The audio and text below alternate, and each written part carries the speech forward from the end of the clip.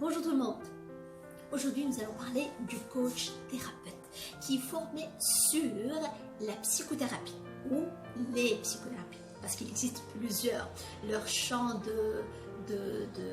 d'application, des méthodes, ils sont variés. L'objectif de la psychothérapie, c'est de régler un mal-être qui peut se traduire à travers divers symptômes. La tonie, c'est un manque de vitalité, de tonus. La fatigue, se sent toujours fatigué alors que le sommeil ne guérit pas, sachant que la personne a déjà une hygiène de vie rigoureuse, une alimentation équilibrée, de l'exercice physique, un sommeil de qualité et régulier, et pourtant il a un problème. Toujours, il faut inviter, le coach thérapeute il doit inviter la personne à voir un médecin traitant pour vérifier qu'il n'y a pas un problème physique.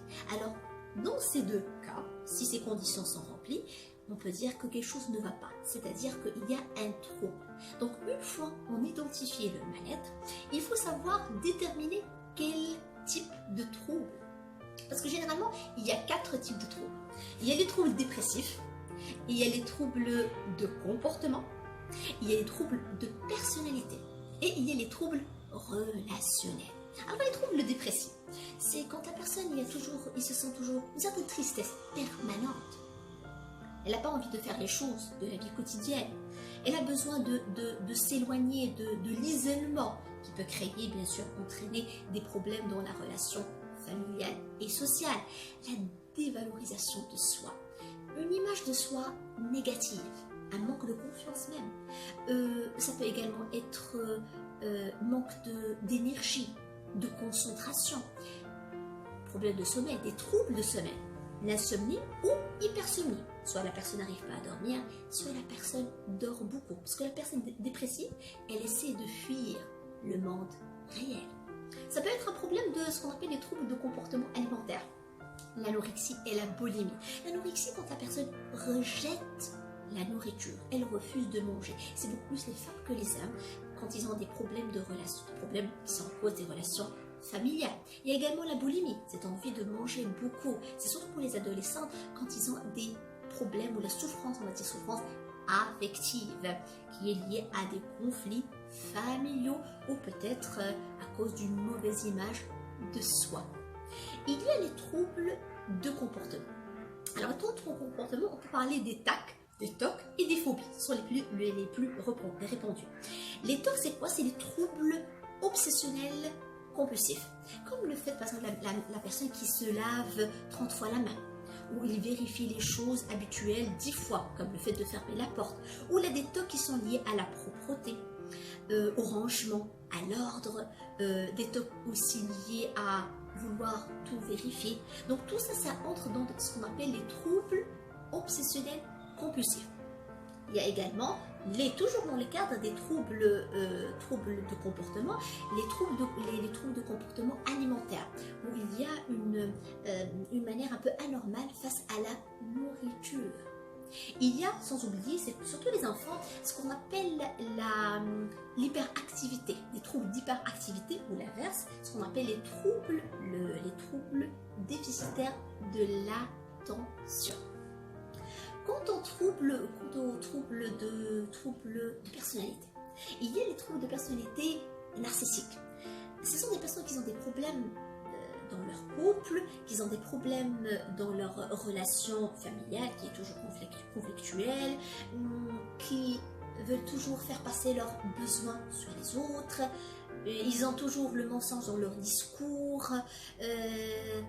C'est des personnes qui jouent la carte de la culpabilité pour soumettre les personnes qui sont avec eux, ou parfois ça donne lieu au pervers narcissique que j'imagine que vous connaissez déjà. Il y a les troubles de personnalité de borderline. Borderline, ce sont des personnes qui n'arrivent pas à gérer leurs émotions. Ils sont instables. Ils ont un problème avec les émotions, ils ont peur de l'abandon et en même temps, ils ont une difficulté pour se lier avec les autres. Avec bien sûr qui est marqué d'une colère intense. Il y a la boulie, je ne sais pas si vous avez entendu parler, mais c'est des personnes qui ont cette manque de volonté. Ils n'arrivent pas, ils sont incapables de faire des choses. il souffre du problème de la procrastination. Il n'arrive pas à fixer des objectifs, peut-être à prendre des décisions, à même respecter les horaires. Et oui, ça existe. Quant aux troubles les troubles relationnels. Alors pour les troubles relationnels, il y a troubles de la relation couple. Voilà. Relation couple, ça peut être un problème de peur de perte, peur de l'abandon, la jalousie. Bon, la jalousie c'est normal, oui je suis d'accord, mais quand il s'agit d'une jalousie excessive, de l'intolérance, de l'incompréhension, de manque de dialogue, la séduction elle disparaît, les conflits apparaissent, ça aussi un coach thérapeute il peut intervenir. Également pour les relations entre parents et enfants et même les adolescents. Vous savez, parfois le parent il traite ou il refuse d'admettre que son enfant est devenu quelqu'un d'adulte et il continue de le traiter comme un enfant. Ça aussi ça entre dans les troubles relationnels. Et il y a les techniques, ou je dirais plutôt les techniques qui sont utilisées. Parce que tout ça, ce sont des troubles, donc on a parlé de troubles dépressifs, de troubles de comportement, de troubles relationnels et de troubles de personnalité. Alors tout ça, un coach thérapeute qui a étudié les psychothérapies, parce qu'il y a plusieurs psychothérapies, je vais vous citer quelques-uns, il peut régler ces problèmes. Comment? Il y a la cure psychanalytique. Alors c'est de Freud qui dit qu'on peut revenir, c'est-à-dire qu'on veut aider la personne à revenir au niveau conscient pour découvrir les souvenirs refoulés qui sont responsables de ce conflit inconscient. Et ce qui est extraordinaire, d'après Freud, c'est qu'il y a trois éléments très importants. Il y a l'élément de l'inconscient, c'est-à-dire que quand on découvre ce qu'il y a à l'intérieur, au niveau de l'inconscient, on arrive à aider la personne à réparer, à surmonter le problème. Et il y a l'élément de la petite enfance. Soyez sûrs et certaines, d'après mes expériences, que la plupart des problèmes à l'âge adulte sont dus à cette période, la petite enfance.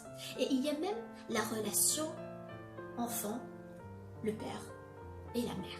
Donc ça aussi, ça affecte, peut-être ça, s'il y a des problèmes à cette époque-là, elle peut affecter la personne à l'âge adulte. Il y a une autre thérapie que j'adore énormément, c'est ce qu'on appelle les thérapies comportementales et cognitives. C'est-à-dire qu'elles se basent sur la cognition. C'est quoi la cognition? Ce sont les pensées et les croyances erronées qui sont responsables des troubles et que la personne elle-même, elle a cultivé, c'est l'individu qui a cultivé ses pensées. Donc qu'est-ce qu'il faut faire puisqu'elle crée, ou plutôt elle donne naissance à l'état de souffrance? On doit changer juste les comportements, adopter de nouveaux comportements. À partir de quoi? À partir de l'élaboration des pensées adaptées. Il y a les thérapies de groupe. C'est pour aider la personne à comprendre ce mode de relation, pour avoir plus de confiance en soi, pour pouvoir intégrer le groupe. Généralement, on pratique à travers les groupes de parole, le psychodrame et d'autres méthodes.